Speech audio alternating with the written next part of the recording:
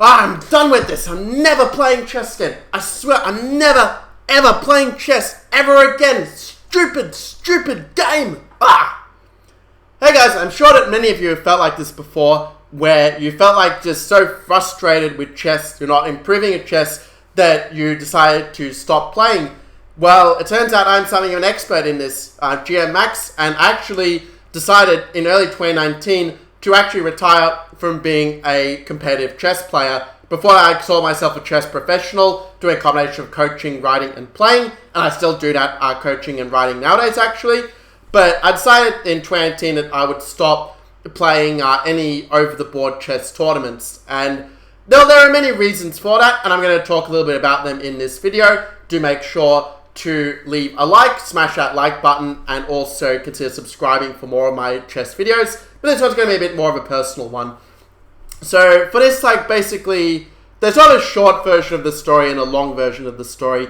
The short version I normally tell most people is that just kind of around 2018, after I'd won the Australian Championship title with a score of 10 out of 11, after I found that I wasn't really enjoying playing chess anymore. I was playing these tournaments like classical time control, 90 minutes for the game with 30 seconds per move, time for an extra 30 minutes, add on move 40.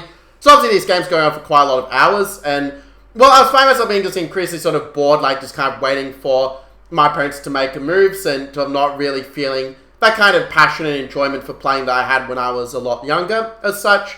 Around this time, I think in 2018, I was, 25 years of age? Yeah, 25 years of age sounds right. So, yeah, and I remember, at that time that, it sort of felt this thing, okay, if I'm not, enjoying the chess, what's the point of playing? Sort of the conclusion I was sort of coming to, and I know that for me, at first, my response not really enjoying the chess, I'm saying, okay, it's just a phase, because there'd been a lot of times, actually, in the past where I had these shorter stages, was not really feeling like chess, just taking a break and doing something a bit different. But since it was going on a little bit longer, what I was finding, okay, let's just push through it. Let's just work harder and harder on my chess, and then eventually I'm going to have a good result, and I'm going to feel really great about chess once again, because that's what worked for me in the past. There are many times I remember where I had sort of worked so hard, I hadn't given my brain the time to kind of process all the different information I was sort of taking in and what I was learning. I sort of just needed to take that time off, and sometimes what happened was I'd play a lot better after having that sort of bit of a break from study, after working really hard beforehand.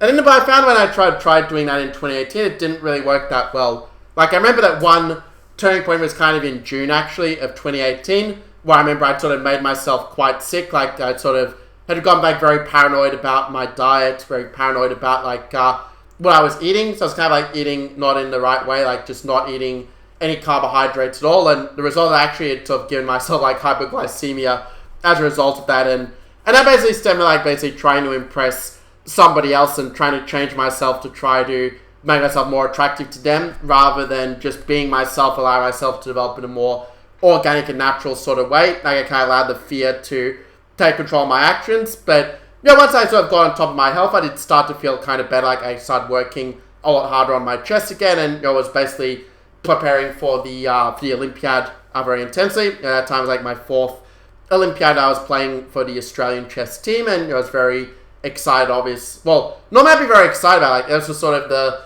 big thing I noticed, a big shift in me at the time, that basically, normally going up, super, pumped, in the first three that I played. I remember, so excited to be able to play so many games against strong chess players, because obviously in Australia there's not the same opportunity to play against strong grandmasters on a regular basis, in the tournaments and so forth. And of course, it's not the same playing over the board, not the same playing them online versus playing them over the board. It's obviously a very different experience as such. And also, just the social atmosphere as well. Normally those things would really excite me, but for some reason, in 2018, it just didn't really excite me. I wasn't that pumped for the event. And then when I got to the tournament, I sort of felt there wasn't really that kind of same team spirit that there was in previous Olympiads. And okay, I don't think that it's fair to blame any particular person for it, but just as a team, we didn't really sort of come together. And I even sort of remember having this feeling, and it's really, this was from a few years ago, so I'm not saying this is an accurate representation, but just what I felt at the time. And I kind of felt like my teammates were not necessarily supporting me in the way that I was kind of used to from the previous few Olympiads. Let's put it diplomatically like this. And so from that sort of basis, just sort of made it feel I was very discouraged. I sort of felt like the more I was kind of learning about other things I was interested in, the more it was kind of pushing me away from like the people into chess. Like I know that there are one thing like people start saying like okay Max, you're a grandmaster, so probably most of your good friends are grandmasters as well, right? And actually it's not really the case. Like what I find with most of the times I talk to grandmasters, like they're perfectly nice people, but sometimes like a little bit, let's say, either socially awkward or we just don't have like that much in common outside of chess. It's sort of hard to make that sort of deep connection, I guess, that I had sort of found with people like, let's say, in self-improvement circles or even, in other situations, as it were. Like even just to win the chess, like I found that I enjoyed talking to the average club player actually a lot more than the grandmaster at that period of time. Since I've kind of learned to talk to a much wider range of people and sort of be able to adapt myself maybe to some perhaps quirks of certain different people in a way. So that was definitely a skill that I improved and did something about. But at that time, like that was sort of what I was kind of going through when I was a lot less wise then than I am now.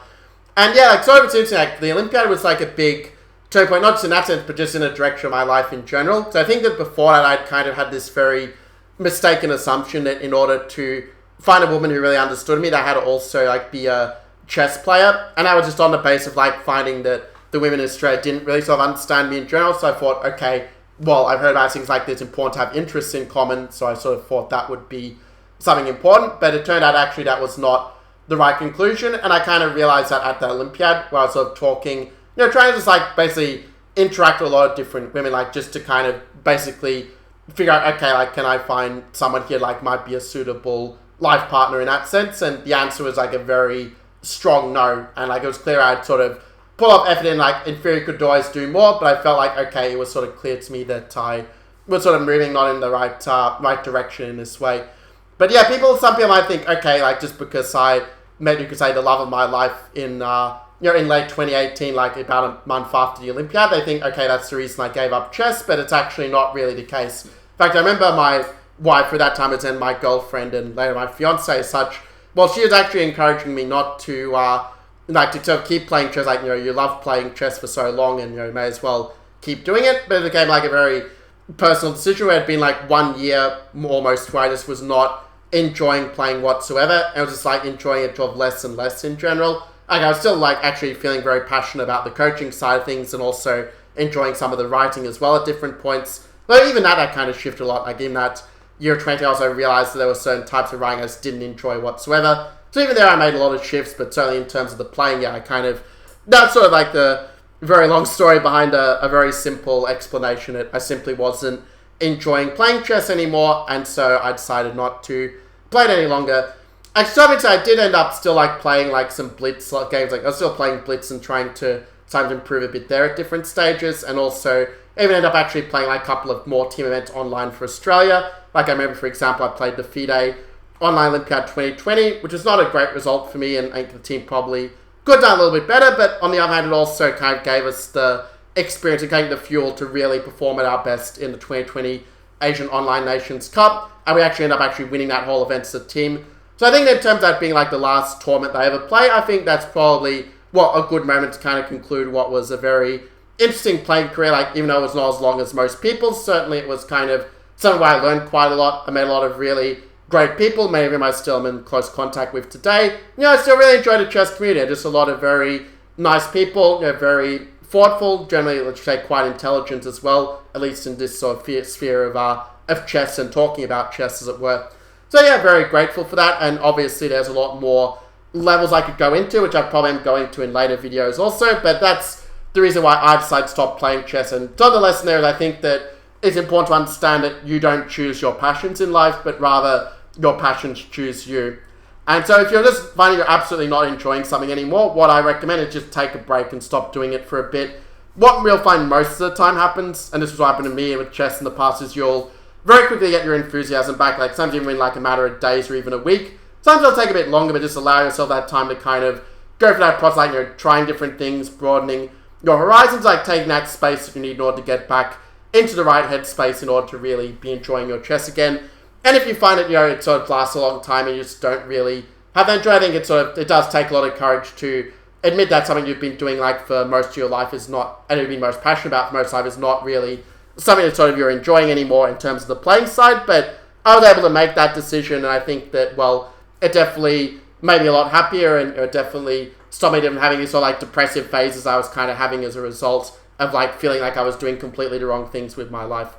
So anyway, that's about all for this video. It's me trying to be more open to you guys and to, well, share the insight of like the personal story and the personal struggles of being being like a Grandmaster, also on the way to the GM title. So I look forward to sharing more of my experiences. So do make sure to comment below what you kind of learned with my story, or even to share your story as well of how it relates, and perhaps some things that have worked for you or have maybe worked for other people as well. Always interested to hear that from you guys, because you are, like I said, a great chess community.